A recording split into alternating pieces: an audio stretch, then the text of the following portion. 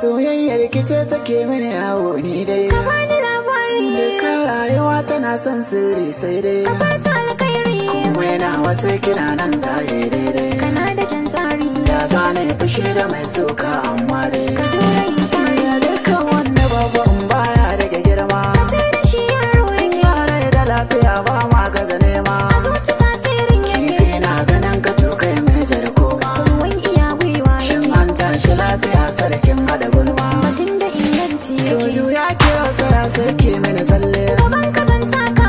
Ba ne bakwata hoki masa balile. Ka daina yin shakka. Dan goge gwamin jiki na zan rage kyalle. Ka tani zan bi ka. Kauna ke sama ne ba na san sa da talle. Kawai mu je harka. To yakin ka tashi bacci da da safe. Ina tunanin ka. Lauren sa kai ya batun karki mini yarfe. Ya zani ma haka. Kauna ba ta gogowa ko da an zobe. Batun ka ba shakka. Sirrin zuci yanzu zan bude shafefe. Ka kyala mai suka.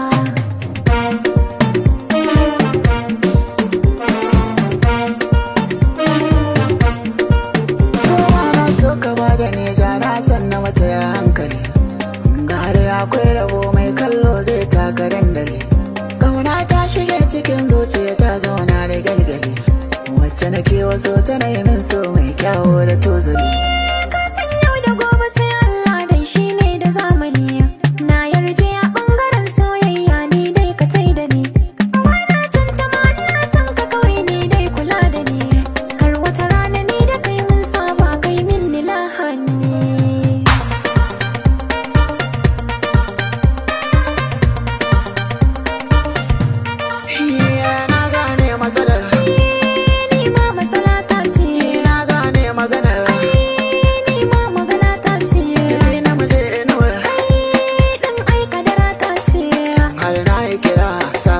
Saurari kalamaina. Jirgin za ya cira Allah na iya mai da dare rana. Kyautar so ki rage ya zo karɓi fulawa a hannuna.